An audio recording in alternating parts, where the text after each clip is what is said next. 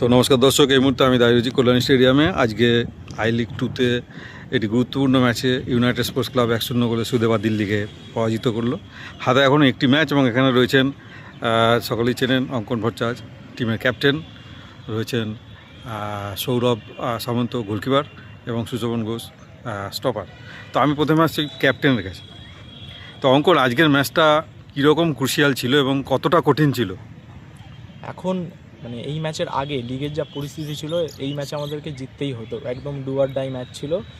So একদমই match শুরু হওয়ার আগেই আমি সবাইকে বলে দিয়েছিলাম যে আজকে ম্যাচ যে করেই হোক আমাদের জিততে হবে। শুধু আমি না, সবারই একটা তাগিদ ছিল যে আজকে ম্যাচটা জিততে হবে, এবং আমরা একদম ম্যাচের শেষ সময় গিয়ে স্কোর করি এবং ম্যাচটা জিতি।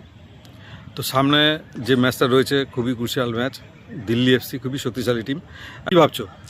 দেখো, আমরা শুধু নিজেদেরকে নিয়েই ভাবছি, আমরা এখন অন্য কোনো টিম নিয়ে ভাবছি না। আমরা ম্যাচ বাই ম্যাচ, একদম লিগের শুরু থেকেই ম্যাচ বাই ম্যাচ নিয়ে ভেবে আমরা খেলেছি এবং সেই অনুযায়ী আমাদের পারফরমেন্স হয়েছে। সো এখন যা পরিস্থিতি আমাদের লাস্ট ম্যাচে, অর্থাৎ যেটা আপনি বললেন যে দিল্লি এফসি, এই ম্যাচে আমাদেরকে জিততেই হবে।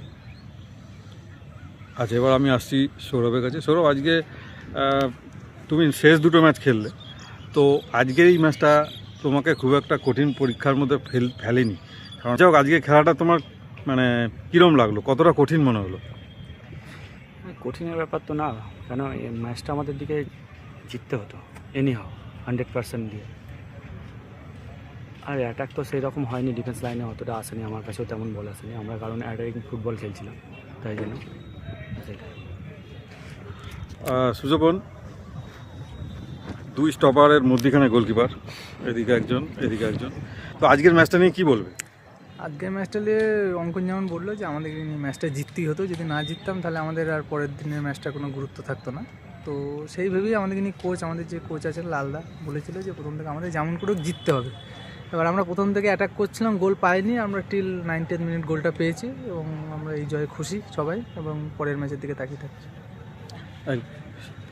অঙ্কন, শেষ প্রশ্ন, এই যেহেতু তুমি দলের ক্যাপ্টেন, একটা বড় দায়িত্ব রয়েছে এবং সামনে একটা ম্যাচ যা আই লিগ 1-এ যাওয়ার হাতছানি, এবং অনেক দিন পর একটা সময় United sports national football league খেলতো, আই লিগও খেলতো, কিন্তু সেখান থেকে তারা আবার সেই জায়গায় যাওয়ার একটা রাস্তা হয়তো হয়েছে, কতটা আশাবাদী? শুধু আমি নয়, পুরো টিম, ম্যানেজমেন্ট, কোচ, প্লেয়ার্স সবাই আশাবাদী এবং সমর্থকরাও আশাবাদী। আপনি আজকে হয়তো দেখেছেন যে মাঠে কত সমর্থকরা এসেছিল এবং আমাদেরকে সাপোর্ট করেছে।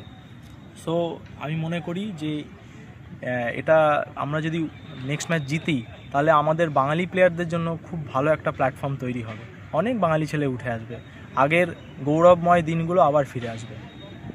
থ্যাংক ইউ তিনজনকে, বেস্ট অফ লাক।